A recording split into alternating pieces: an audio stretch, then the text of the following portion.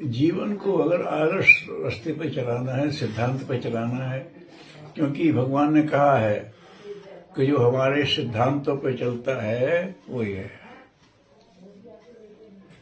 हनुमान जी का सोई अनन्य जाके अस मति न टरे हनुमंत, मैं सेवक सचराचर रूप स्वामी भगवंत।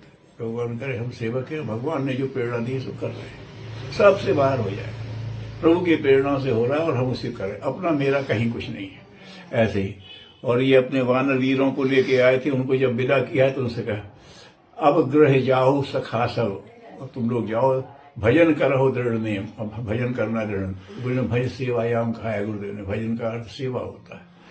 तो अब ग्रह जाओ सखा सब भजन करो दृढ़ नेम, सदा सर्वगत सर्वहित जान करो अति प्रेम। मुझे सर्वगत और सर्वहितकारी मान करके प्रेम करना। मुझे अगर शरीर मान करके किया तो बात बनेगी नहीं। मेरा स्वरूप में सबके हित के लिए, सबके कल्याण की कामना से आया हूं, ये मेरा सैद्धांतिक स्वरूप है। तो इस हिसाब से करो। तो ये जो बात है समझ में आ जाना भी कठिन है और फिर चलना और भी कठिन हो जाता है। जैसे महाभारत का ही अगर प्रसंग ले लें तो अधिकांश जब सब पता था कि ये गलत कर रहा है, लेकिन उन्होंने क्या किया कि विवेक का इस्तेमाल कम किया, परंपरा में लग गए।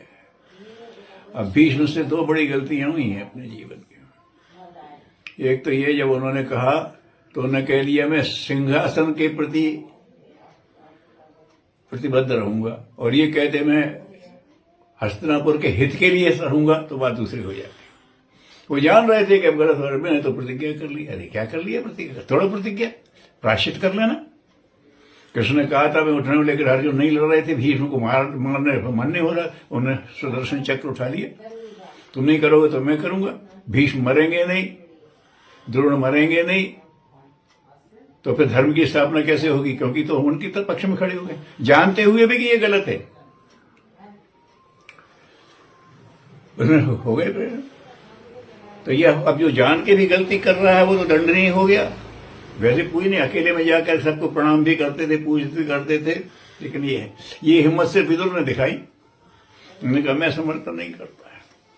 खुल के बोले उस समय जब सिंहरण हो रहा था उसका, ये तुम कर क्या रहे हो? तुम्हारे से उसे तर्कित किया जाए। गांधारी ने भी किसी माँ तक दिखाई थी, जब हो गया उन्होंने कहा क्या हुआ ये? जब उसने चीख करके कहा कि मैं कहा, तो उन्होंने कहा ये सती की आवाज उन्होंने हुआ, हो क्या रहा? उन्होंने कही हो रहा। बोले ये कोई खेल होता है? सब कैंसिल। तो वो जो हार गए थे पांचों, उन्होंने सब कहा ये कोई खेल नहीं है, तमाशा है। उसने वापस करा दिया। फिर हुआ तो फिर 14 वनवास, 12 वर्ष का अज्ञातवास, एक ये उन्होंने फिर बनाया, दोबारा हुआ, उसको कैंसिल कर दिया। तो ये जो गलत हो रहा है उसको तोड़ देने की क्षमता बहुत कम लोगों में होती है, विदुर ने दिखाई। रावण के उसमें भी ले लो कि समझाया सबने, उनके नाना माल्यवान ने भी, लेकिन अगर नहीं मान रहे हो तो हम सत्य के पक्ष में जाएंगे, ये सिर्फ विभीषण ने हिम्मत की है ना। माल्यवान ने भी बराबर दिया, मंदोदरी ने भी, सबने किया, लेकिन उसने कहा नहीं मैं तो लड़ूंगा। तो ठीक है तुम लड़ोगे तो हम भी लड़ेंगे। वही उसने भी किया। अब वो कर्ण विचारशील था, दानवीर कर्ण कहलाता, उससे ऐसा कोई दान ही नहीं हुआ, सब समझता था। लेकिन ऐन मौके पर दुर्योधन ने मदद कर दी थी, मैं तो दुर्योधन से प्रतिबद्धता हो गई। अगर कर्ण ही आंख बदल करके कह देता कि दुर्योधन अनीति पक्ष पर मत जाओ, उसमें अगर भीष्म कह देते कि अनीति पक्ष पर मत जाओ, इसके लिए नहीं हो तुम्हारा, द्रोण कह देते, फिर हिम्मत थी उसकी। लेकिन ये होता है कि सामर्थ्य होते हुए भी और समझ होते हुए भी, किसी में समझ है तो सामर्थ्य नहीं है, किसी में सामर्थ्य है तो समझ नहीं है। यहाँ समर्थ्य भी है, सामर्थ्य विचार भी है, समझ भी है और सामर्थ्य भी है, लेकिन नहीं कर रहे। क्यों? तो यही होता है। ये दांत निपोर के कह देना ये युग धर्म का उल्लंघन है। समझ में आए ये गलत है तो अपनी सामर्थ्य पर उसको करो। क्या कर सकते हैं? हम तो नहीं करेंगे, करो तुम। और लोगों को यही प्रेरणा भी देंगे कि तुम भी मत करो, और हो सके तो करने वाले को रोकने की कोशिश करेंगे। 3 काम हम नहीं करेंगे, लोगों को सही दिशा की प्रेरणा देंगे, और जितनी भगवान ने सामर्थ्य दी है उस सामर्थ्य भर हम विरोध करेंगे। विरोध ने यही किया। कहा भी और कहा नहीं, मैं तो नहीं करूंगा। तो उसके चले गए सब। वहां पर यही बात थी कि भगवान कृष्ण ने इनके बुलाने पे भी भोजन नहीं किया और बिना बुलाए विदुर के यहाँ चले गए। भगवान उनका स्वीकार करता है जो सिद्धांत के पक्ष में आचरण करके दिखाएं। भाषण करने वाले तो बहुत होते हैं। तो ये ऐसा क्रम है। तो आजकल की परिस्थितियों में भी यही हो रहा है ना। अब क्यों नहीं हो रहा है कि प्रवृत्ति है। तो दुर्योधन जब मरने लगा है तब कृष्ण पहुंचे, तो उसने वो सत्य कहा, जानामि धर्मम नच में प्रवृत्ति। प्रभु मैं जानता हूं धर्म क्या है, धर्म क्या है, लेकिन मेरी प्रवृत्ति नहीं है। जानामि अधर्मम नच में निवृत्ति। मैं जानता हूं ये धर्म है, लेकिन मुझे निकल नहीं पा रहा था। तो या ऋषिकेश हृदय स्थिति नहीं यथा योजस। आप हृदय में बैठे जो प्रेरणा देते सो करता हूं। तो ये ताकि भगवान की प्रेरणा तुझसे हाथ जोड़ करके, हे प्रभु ये गलत प्रेरणा को दूर करो, मुझे अच्छी प्रेरणा दे। तो मांग लेते उस समय। अब मर रहे हो तब कहा। ये सत्य को अनुभव करते हुए कि भगवान की प्रेरणा से काम होता, तो भगवान से कहते मुझे प्रेरणा दो ऐसे। विभीषण ने उनसे हीरो यही कहते थे, हे प्रभु मैं इनके बीच में रह रहा हूं, मुझे सही प्रेरणा देते रहना। सवेरे उठ के भगवान का स्मरण करते। उनने कोशिश की तो हनुमान मिले, उनको दिशा दी और फिर कथा सबको मालूम। लेकिन सवेरे उठकर राम नाम स्मरण लगा। उठते ही ताई श्रवण विभीषण जागा। सारी रात ढूंढा, सीता नहीं मिली। सवेरा हुआ, उनका घर पे राम नाम अंकित देखा तो हनुमान वहीं खड़े हो गए। उठा राम ने कहा इसे यहाँ भ्रम नहीं हो सकता। यही सन हट कर हो पहचानी। इससे मैं हट करके पहचान करूंगा कि हो ना हानि, ये भला आदमी है, संत है, ये अनिष्ट नहीं करेगा। वहीं से सूत्र मिला, फिर उन्होंने बताया सबका काम। तो कहने का मतलब ये है कि अपने आचरण में यथाभर प्रयास करो तो भगवान की मदद मिल जाती है। विभीषण ने यथाशक्ति कोशिश की तो मिल गई उसको, और जिसने किया उनको सबको मिल गई। हर जगह का यही बात है। और तो कृष्ण ने जहां जिसकी जैसी आस्था थी उसको वैसा उन्होंने दिया। उस समय भी रहा, ब्रज में भी रहा, वहां भी रहा। जिसकी जैसी आस्था थी उसको वैसे ही दिया उन्होंने। तो अपनी आस्था को ठीक कैसे करो, तो भगवान से ही प्रार्थना करो, कोई रास्ता ही नहीं है। प्रभु हम कह रहे हैं ये मन नहीं मान रहा, तुम बस ठीक करो। विराटी मंत्र में धियो यो न प्रचोदयाति है कि और तो मैं पुरुषार्थ तो मैं ही करूंगा। और भगवान पुरुषार्थ तो उसे अर्जुन से ही करा लेगा। जिताते कृष्ण है, पुरुषार्थ तो अर्जुन को ही करना पड़ता है। तो ये कर्म को करने को है तो मनुष्य पुरुषार्थ तो हमें ही करना। आप तो सही प्रेरणा देते रहो, हम कर लेंगे। आपके दिए हुए पुरुषार्थ पे हमें भरोसा है। ये नहीं कि मेरा पुरुषार्थ, आपका दिया हुआ पुरुषार्थ है। हम तो देखा है कि जो आपके पक्ष में चलता है उसको जितनी जरूरत है उतनी सामर्थ्य आप देते रहते हो। तो ये तो हो जाएगा, उपयोग मैं करता रहूंगा, देते आप।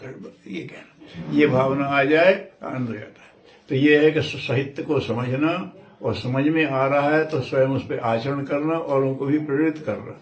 जो चल रहा है उनको सहयोग कर रहा है, ये जीवन की पद्धति है। तो गुरुदेव, इसीलिए गुरुदेव ने यही कहा विचार क्रांति में, उन्होंने यही बात कही कि क्या करो, धियो यो न प्रचोदयात्। भगवान से प्रार्थना करो कि आप प्रेरणा दो हमें, हमारी बुद्धि को आप चलाओ। जैसी बुद्धि सोचेगी वैसे पुरुषार्थ होगा, उसे से निकल जाओगे। तो और कुछ नहीं मांगा, सत्य को स्वीकार कर लिया। आप सब जगह प्राप्त हो, उसकी उपासना करते हैं। किसकी? राम की करते हो कि कृष्ण की करते हो कि ईसा की करते हो कि मोहम्मद की करते, किसका बनने वाला, किसकी कहते जो भूर्भुवस्सुः में व्याप्त है उसकी करते हैं हम। तो नाम बदल लो, कुछ है तो वही सब में जो मतलब सबका और वो सबका उत्पन्न करता सवितुर्वरेण्यम। उसने हमें पैदा किया है तो उसके हिसाब से हम चल सकते हैं। अरे कहाँ भगवान, कहाँ हम नहीं, अरे उसी ने पैदा किया है हमारे।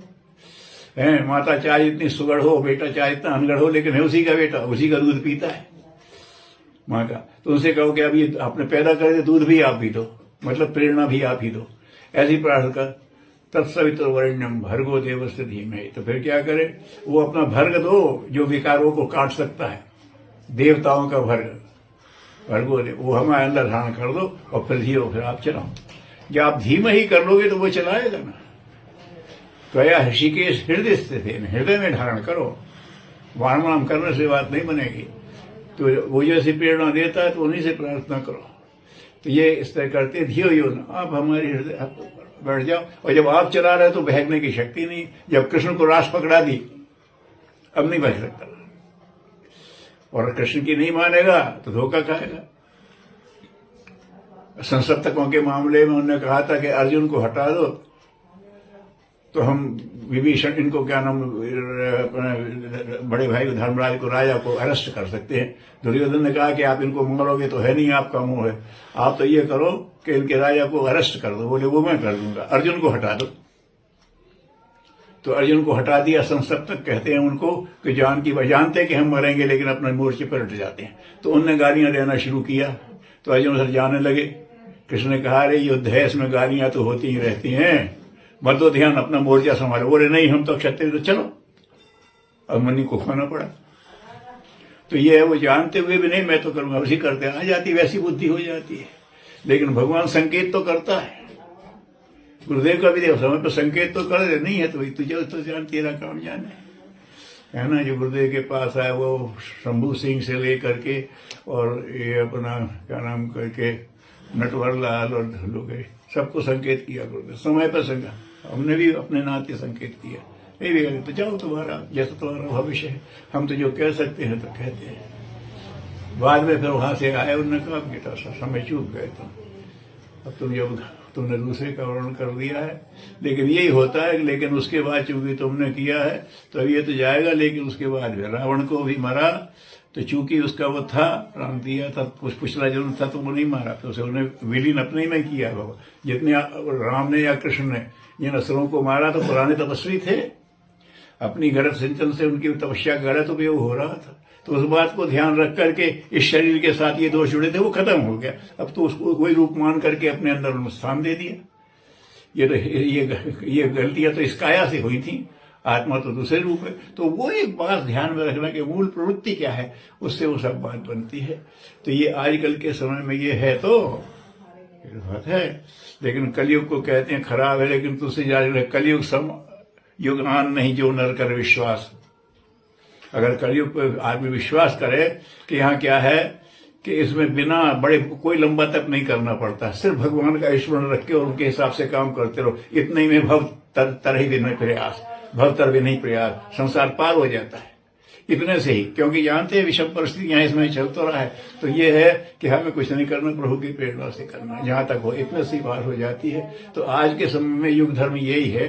गुरुदेव ने इसी को प्रज्ञा पुराण कहा या प्रज्ञोपनिषद उसमें कहा, यही अपने जीवन से समझाया कि जो हम कर सकते हैं उतना अच्छा करते चलो। वहां मथुरा में रह रहे हैं, पंडित विरोध कर रहे हैं, सब उल्टा हो रहा है, सामर्थ्य कम है, छोटे से उसमें रहते, न पैसा था, न बहुत पढ़े लिखे थे, न बहुत सामर्थ्य थी। लेकिन मेरे पास जो है भगवान के रास्ते पे चलेगा, तो वेद मूर्ति भी हो गए। और उनके वो खुद ही कहते हैं कि मेरे देखो संस्थान, मथुरा देखो, शांति कुंज देखो, आउंग खेड़ा देखो और इतने शक्तिपीठ देखो, ये क्या उनके संकल्प से बने। उनके भतीजे ने कहा था कि हमारे बाबा ये छोटे थे तो कहते हैं कि और तो सब अपना अपना, श्री राम क्या करेगा, क्यों बोले दो ही काम होते हैं, एक तो खेती, तो उनका शरीर में वैसा नहीं है, सामान दिखते थे उनका तो शरीर तो न थकने वाला, लेकिन बाहर से देखने में तो यही दिखता था। और दूसरा है हम वो कथा कहते थे, सो ये मुंह से हकलाता है, तो ये बेचारों क्या करे। उनके भतीजे ने क्या ये कहते, तो उनने चूंकि भगवान को सौंप दिया, तो अब कहो कि उनने तो इतना कर दिया और उन्होंने क्या करो, कहा जा सकता है। तो ये है कि अपनी जो भी सामर्थ्य है भगवान की प्रति लगा दी जाए, तो वही हकलाने वाला व्यक्ति, उसकी धारा प्रवाह प्रवचन होते हैं और लोग उनको सुनकर के प्रेरणा देश विदेश में ले रहे हैं। और ये क्या करे, वो करने वाले ने वो पुरुषार्थ कर दिया कि सारी दुनिया में यज्ञ और गायत्री को प्रतिष्ठित कर दिया, संस्कारों को प्रतिष्ठित कर दिया। सारे दुनिया के लोग फिर कहने लगे भारत से ही सीखना पड़ेगा, क्योंकि ये स्वरूप आ गया ना धर्म का स्वरूप फिर से परिष्कृत कर दिया, ये किया उसने। तो ये जो है इसी दृष्टि से लोग पढ़ें, उनके जीवन को भी समझेंगे। और आज का ये जो है कलयुग है वैसे ही है क्या, ये बात है, अनीति करने वाले बहुत हैं, होंगे, लेकिन नेतृत्व देने वाले थोड़े से होते हैं। प्रबुद्ध वर्ग के लोग, चाहे गलत हो चाहे सही हो, वो थोड़े से होते हैं। उनमें से 50% भी अगर ये भगवान का संकेत मान लें, सब ठीक हो जाएगा। जो तो कलयुग सामने वो स्थिति हो सकती है। तो इसी दृष्टि से देखना और समझना चाहिए, अपने सामर्थ्य का सत्कार करें, सबका कल्याण। ओम शांति।